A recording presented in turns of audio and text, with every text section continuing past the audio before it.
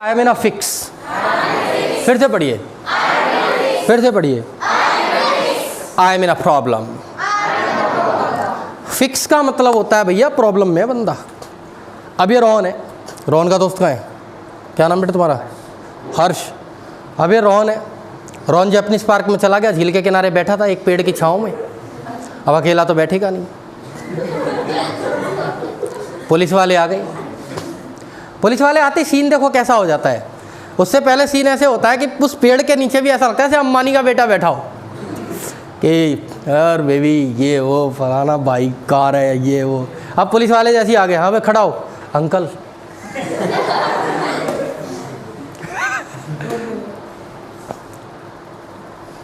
अरे पापा का नंबर बता बेटे।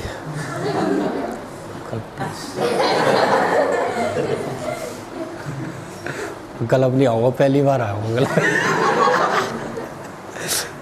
फिर उसने अपने इस परम मित्र को फ़ोन मिलाया कि भाई 1000 रुपये मांग रहे हैं, मेरे पास 300 ही है। 700 और लेके आ जा। उसने कहा क्या हुआ? I am in a fix. I am in a fix का मतलब I am in a problem. Is it clear? ज़्यादा एग्जाम्पल ले लेंगे, बढ़िया वाले छोटे बच्चे बैठे हैं, बढ़िया लेंगे जब बड़े बच्चे बैठे होंगे, ठीक है? अब यूनिवर्सिटी खुल जाएगी, जब वहाँ करूँगा ना ये सारे ड्रामे, तब तो मैं ले चलूँगा वहाँ, देखना बढ़िया वाले ड्रामे। ये कह रहा है अभी दिखा दे, तभी फीस दूँगा। Yes please. नेक्स्ट पढ़िए। ये एक एरर है, इसमें ठीक कर लेना। यहाँ लिखना है आपको you are in my good books. क्या लिखना है? क्या लिखना है? कोई हमारे दिल में रहता हो। अब दिल में रहने का मतलब ये नहीं है कि तेरे दिल विच मेरा कर होवे, कदे आया कर कदे जाया कर, वो सब फेक वर्ल्ड है। दिल में रहने का मतलब है हम किसी को अच्छा मानते हैं, हमारे दिल में रहता है, हम उसे लाइक करते हैं, तो हम उसके लिए बोलते हैं you are in my good books. क्या बोलते हैं हम उसको? अब मैंने इसको बोल दिया, मैंने कहा you are in my good books. बोली किताब पे नाम लिखना गलत बात होती है। कर लो बात। You are in my good books मतलब तुम मुझे अच्छे लगते हो, या तुम उन स्पेशल लोगों में से एक हो जिनको मैं लाइक करता हूँ। अगला you are an apple of my eyes. पढ़िए, फिर से पढ़िए। You are an apple of my eyes का मतलब है तुम मेरी आंख के तारे हो। तुम मेरी आंख के तारे हो। मैंने एक लड़के को बोल दिया you are an apple of my eyes. बोला आंख में एप्पल घुसेड़ दूँ? मतलब डर लगने लगता है। अच्छा, अब किसी को बोलो तुम मेरी आंख के तारे हो, उसकी इंग्लिश बनाओ तो बोलता है you are star of my eyes. यही बनाता है ना? ये गलत है। अंग्रेज ऐसे नहीं बोलते, वो बोलते हैं you are an apple of my eyes. You are an apple of my eyes. जैसे हम बोलते हैं बड़े खुश हो जाएंगे बेटा तू मेरी आंख का तारा है, तो वहाँ क्या बोलते हैं लोग? You are an apple of my eyes. समझ आ गया? आगे से कोई बोले you are an apple of my eyes तो खुश होना, यूँ मत बोलना आँख में घुसेड़ दूँ एप्पल। नेक्स्ट पढ़िए एक बार, फिर से पढ़ो। To get in to the hot water का मतलब होता है, अच्छा इसमें वर्ब है गेट, गेट, गॉट, गॉट। इसका मतलब होता है लफड़े में पड़ना, झमेले में पड़ना, फटे में टांग अड़ाना, ठीक है ना? उड़ता तीर। तो कुछ चीज़ें भाई अपने आप समझनी पड़ेंगी। To get in to the hot water, तो लफड़े में पड़ रहा है आदमी या झमेले में पड़ रहा है, किसी के बीच में लड़ाई में दखलंदाजी कर रहा है बीच में, तो उसके लिए वर्ब यूज़ होती है। फॉर एग्जाम्पल, प्राची कहाँ गई? कहाँ है प्राची? ये रही प्राची। एक और प्राची कहाँ है? एक वो रही प्राची। ये वैशाली है। ये वाली प्राची और ये वाली वैशाली, ये दोनों चले गए बुधवार मार्केट में, वहाँ लड़ाई हो रही थी एक की। अब ये वैशाली मैं तो देखूंगी, और वो प्राची कह रही छोड़ना यार क्या पढ़ा है तेरे को? नहीं पढ़ा क्या है, मज़ा आता है, देखेंगे, देख जाके। तो ये इंग्लिश में इसको बोलती है why are you getting in to the hot water. तुम लफड़े में क्यों पढ़ रही हो? तुम लफड़े में why are you getting in to the hot water. जैसे इसने बोला why are you getting in to the hot water, वैसे ही उसने तपाक से बोला ठंडे पानी से नहाती हूँ। ठीक है, तू नहाती होगी गर्म से, इतनी कमज़ोर नहीं हूँ मैं। कर लो बात, यहाँ नहाने की बात ही नहीं हो रही। अब मैं किसी को बोलूँ why do you get into the hot water, तो बोलेगा भाई कहाँ है पानी है। इसका मतलब है लफड़े में क्यों पड़ रहा है। Is it clear. एक प्रॉपर्टी का ऐसी मैटर चल रहा था, तो मैं और मेरा दोस्त बैठे थे और एक प्रॉपर्टी डीलर की दुकान थी, उस पर ऐसी मैटर चल रहा था। तो वो बोला भाई साहब आपकी बात गलत है, आपकी ठीक है। और जिसको बोला ना आपकी बात गलत है वो बदमाश था, और मैं जानता हूँ इस बात को। तो मैंने उससे बोला why do you get into the hot water, तू क्यों लफड़े में पड़ता है। बोला जायज़ बात जायज़ है। मैं गोली मार देगा फिर जायज़। Why do you get into the hot water, तुम लफड़े में क्यों पड़ते हो, तुम झमेले में क्यों पड़ते हो। तो to get into the hot water का मतलब होता है लफड़े में पड़ना, झमेले में पड़ना, दूसरे के पंगे में पड़ना, फटे में टांग अड़ाना। तो ये सारी चीज़ों के लिए हम इस वर्ब का यूज़ करते हैं। नेक्स्ट पढ़ो, एट होम। पढ़िए। अगर मैं किसी को ऐसे बोलूँ खाली इतना, ये थोड़ा एडवांस है, ध्यान से समझना। मेरे से कोई फ़ोन पे पूछे वेयर आर यू, मैं बोलूँ आई एम एट होम, तो इसका मतलब मैं घर पे हूँ। इसका मतलब क्या है, मैं घर पे, सीधी सी बात है। लेकिन अगर मैं यहाँ पे हूँ, अभी घर थोड़ी है मेरा, मैं सड़क पे चल रहा हूँ, घर पे थोड़ी हूँ मैं। और वहाँ अगर मैं आपको बोलता हूँ कुछ इस तरह से, आई am at home in English, I am at home in dancing, I am at home in cooking, कुछ चीज़ उसके आगे बोलता हूँ, कोई काम, तो इसका मतलब ये है कि मैं उस काम में निपुण हूँ, मैं उस काम में स्किलफुल हूँ। ये एट होम स्किल्स को दर्शाता है। किसको दर्शाता है? स्किल्स। जैसे मैं कहूँ मैं डांस में बड़ा अच्छा हूँ, बहुत अच्छा होना, एट होम का मतलब होता है बहुत अच्छा होना। ठीक है। अब ये नैन्सी है, डांस बहुत अच्छा करती है, तो मैं इसको बोलूँ Nancy is at home in dance. अब गौरव बोले अपने घर पे ही करती होगी। अबे एट होम का मतलब ये नहीं अपने घर पे ही करती है वो। इज़ एट होम मतलब डांस में निपुण है, डांस में बहुत अच्छी है। मैं बोलूँ I am at home in English. अब कोई बच्चा बोले वहाँ रहते हो बुद्धि विहार में, और ये इंग्लिश ज़्यादा मत करो, हमें ही पता है इंग्लिश के घर में नहीं रहते। आई am at home in English, English का घर हमें बना रहे हो बेवकूफ़। इसका मतलब ये नहीं है, इसका मतलब ये है कि मैं इंग्लिश में अच्छा हूँ। I am at home in English यानी मैं इंग्लिश में अच्छा हूँ। कोई बोले आई am at home in mathematics यानी मैथमेटिक्स में अच्छा हूँ। I am at home in dancing, मैं डांस में अच्छा हूँ। I am at home in cooking, मैं कुकिंग में अच्छा हूँ। I am at home in public speaking यानी मैं पब्लिक स्पीकिंग में अच्छा हूँ। तो एट होम का मतलब होता है किसी चीज़ में अच्छा होना, निपुण होना, स्किलफुल होना। ये होती है एडवांस इंग्लिश। ठीक है। अच्छा पढ़ो एट सी। फिर से पढ़िए, फिर से पढ़िए। एट सी का मतलब होता है वीक होना। एट होम का मतलब अच्छा होना, गुड होना। एट सी का मतलब वीक होना, ये वीकनेस को शो करता है। जैसे मैं बोलूँ I am at sea in dancing, इसका मतलब ये नहीं है कि भाई मैं समंदर के किनारे खड़ा होकर डांस करता हूँ। I am at sea in dancing का मतलब है मैं डांस में वीक हूँ, मेरे से डांस नहीं होता। और वास्तव में मेरे से डांस नहीं होता। कई लोगों ने प्रयास किया, ये नैन्सी एक दिन प्रयास कर रही थी डांस करो, तो मुझसे तो हुआ ही नहीं, यही खुद गिर गई बेचारी की कोनी में लग गई। 3 दिन परेशान रही है ये।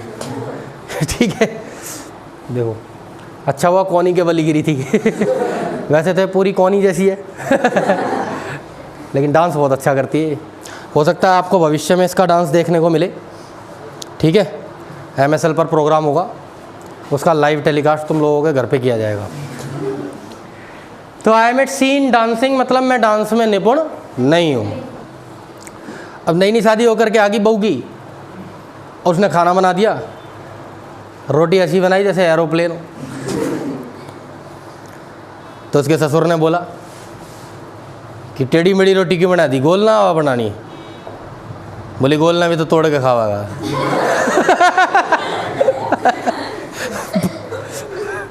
अगले के दिमाग में बैठ गई बात तो ठीक है भाई, वैसे बात तो ठीक है यार, लोग गोल रोटी के पीछे क्यों मरते हैं, भाई तोड़ के खा ले।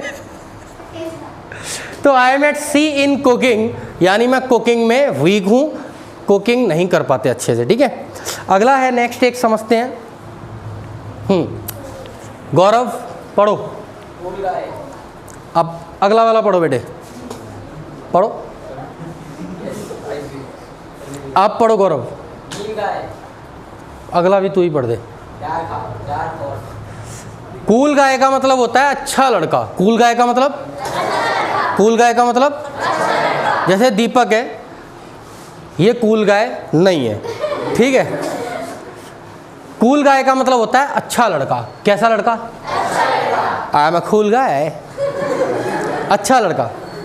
मीन गाय का मतलब होता है कमीना लड़का। यू ऑल आर मीन गाय। तो मीन गाय का मतलब होता है कमीना और कूल गाय का मतलब होता है अच्छा। ठीक है सुयस, आप ये हो बेटे। अगला लिखा है डार्क हॉर्स। क्या लिखा है? पढ़ो डार्क हॉर्स। डार्क हॉर्स का मतलब होता है काला घोड़ा। ऐसा नहीं है, हिंदी तो यही बनेगी ना, लेकिन डार्क हॉर्स का मतलब होता है छुपा रुस्तम। डार्क हॉर्स का मतलब क्या होता है? क्या होता है? मैं बताता हूँ आपको, ये हकीकत की बात है। एक लड़का हमारे पास एम्बिशन स्टडी पॉइंट पर पढ़ने आता था और वो लड़का ऐसे चिपके हुए बाल रखता था और चश्मा लगाता था, प्लेन शर्ट होती थी और अंदाज कुछ इस तरह का होता था, यूं। सर नमस्ते। शरीफ। एक दिन मैं और राम सर दोनों एम्बिशन स्टडी पॉइंट से भाई और नाइट फीवर क्लब में गए, NSP। हम अंदर जैसे ही प्रवेश किया हमने, वही दिख गया, लेकिन बाल खड़े, जेल लगा के, आंखों में नीली लेंस लग रही अंदर, और भाई शर्ट आधी अंदर आधी बाहर और बिंदास था। मैं डैम श्योर था, मैंने कहा वो नहीं है, हो ही नहीं सकता, कोई और होगा। राम सर कह रहे लग तो हो ही रहा है पर नहीं हो सकता। हम इसी कसम में थे कि वो नहीं हो सकता। वो खुद ही आ गया, hello sir how are doing. मुंह में से स्मेल आ रही कई तरह के कॉकटेल्स की।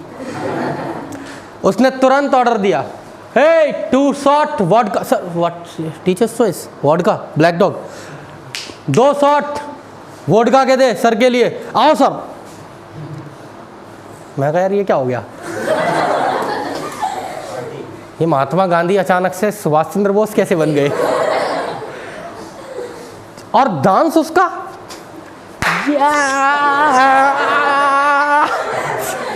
भाई ऐसा लगा करंट लग जाओ। बाल ऐसे खड़े हुए, ऐसे खड़े बाल जैसे करंट से खड़े हुए हो, और फिर वही क्या कहलाएगा? छुपा रुस्तम। क्या कहलाएगा? डार्क हॉर्स यानी छुपा रुस्तम। ऐसी इवनिंग 8 to 9 का बैच, एक बैच चल रहा था इवनिंग 8 to 9 का, पुराना बैच था, टीचर्स क्लास ले रहे थे। मैं आया तो लड़का शांत, तो सभी को बोलने के लिए टाइम दे रहे थे। तो मैंने उनको बोला कि भाई एक ही बच्चा खड़े होकर के पूरी क्लास में बोलता रहेगा, ये फेयर थोड़ी है।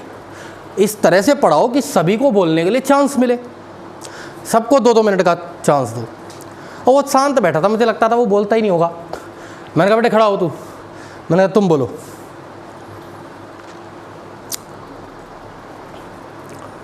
Good evening sir. Good evening my dear friends. Sir topic मुझे ध्यान नहीं है क्या टॉपिक था, मेरे को इतने दिन हो गए ध्यान नहीं है। जैसे मान लो एक टॉपिक दे दिया, चेयर दे दिया, मान लो चेयर।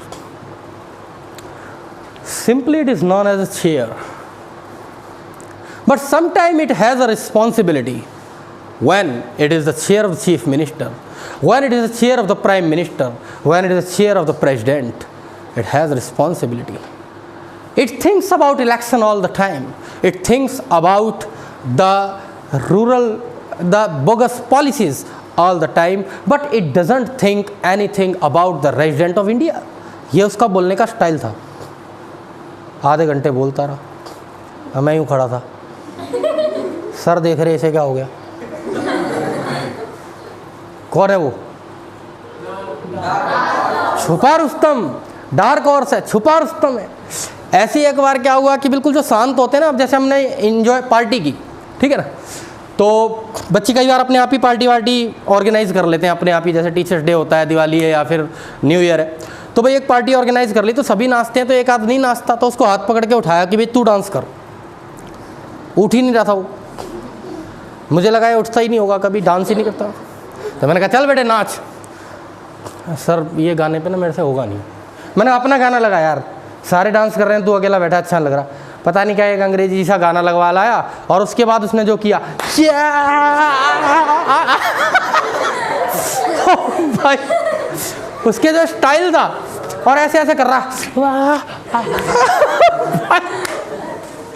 कौन है कौन है? छुपा रुस्तम, डार्क हॉर्स। कई डार्क हॉर्स होते हैं। एक लड़का बड़ा शरीफ था, बुधवार फेस 2 में रहा करता था। बाद में पता लगा एक लड़की को लेके चला गया। 3 साल बाद आया जब 2 सैंपल साथ ले आया। डार्क हॉर्स पढ़ो, ऐसे पढ़ो, बोले यूनिच, बोले यूंच, योंच, स्पैडो। देखो आपका कोई दोस्त, आपका कोई परम मित्र सामने से बढ़िया कपड़े पहन करके चमक दमक करके एकदम आ रहा हो, तो उसको बोलना your personality is very nice, you are a spado. वो खुश हो जाएगा, क्योंकि आपका तरीका ऐसा होगा। आप बोलेंगे यू आर अ स्पैडो, मस्त हो जाएगा। बाद में उसे पता लगेगा कि इसका मतलब हिजड़ा होता है। फिर वो तुम्हारे पास आएगा, तुमसे लड़ाई करेगा। तुम बोलना मुझे इसका मतलब नहीं पता था दोस्त, मैं समझता था इसका मतलब जेंटलमैन होता है। आज से तू यूनुच है, आज से तू यूंच है। वो फिर खुश होकर के जाएगा, फिर उसे पता लगेगा इसका मतलब भी यही होता है। ठीक है, प्रेजेंटेशन का फ़र्क है सारा। चलो ज़्यादा एक्सप्लेन नहीं करेंगे, इसे पता लग ही गया तुम्हें। पढ़िए शब्द को, ऐसे मरा हुआ पढ़ोगे। एजुकेटेड गूज का मतलब होता है बेटा, क्या नाम है तुम्हारा? हर्ष। इसका मतलब होता है पढ़ा लिखा मूर्ख। क्या मतलब होता है इसका? क्या मतलब होता है? एजुकेटेड गूज। हम किसी को बोले यू आर एजुकेटेड गूज, वो खुश हो जाएगा, क्योंकि एजुकेटेड सुनते ही उसको लगता है बढ़िया बात होगी। यू आर एन एजुकेटेड गूज, अगर हम किसी को ऐसे बोले खुश हो जाएगा। बोल के देख लेना, बाद में उसे पता लगेगा इसका मतलब है पढ़ा लिखा मूर्ख। क्योंकि जो होता है शब्दों का राजा वो बजाता है सबका, जो होता है शब्दों का राजा वो बजाता है सबका बाजा। तो बनो शब्दों के राजा और बजाओ सबका बाजा। मैडम एक मेरी बेटी को रोज़ डांटती रहती थी। मैंने उसको बोला बेटा आज जाओ और जाकर के बोलना ma'am ma'am you are very truculent. उसने जाकर के बोला ma'am you are very truculent. Thank you बेटा। इसका मतलब होता है झगड़ालू। फिर अगले दिन जाके बोला मैम यू आर क्वलसम। इसका मतलब भी झगड़ालू। Ma'am you are pugnacious. इसका मतलब भी झगड़ालू। You are ferocious. इसका मतलब भी झगड़ालू। तो जो होता है शब्दों का राजा वो बजाता है सबका बाजा। अच्छा इसको पढ़ो, फूल ऑफ द फर्स्ट वाटर। पढ़िए, फिर से पढ़िए। फूल ऑफ द फर्स्ट वाटर का मतलब होता है बेटे अव्वल दर्जे का मूर्ख। क्या होता है? क्या होता है इसका मतलब? अब वो एक मूवी है यमला पगला दीवाना, धर्मेंद्र के लड़कों की, धर्मेंद्र भी है उसमें। तो उसमें बोलता है you are fool, you all are fool. कहता भाई अंग्रेजी तो समझ आई नहीं, लेकिन तूने कहा ना फूल, वो फूल वाली बात दिल को छू गई। फूल ऑफ द फर्स्ट वाटर का मतलब है अव्वल दर्जे का मूर्ख।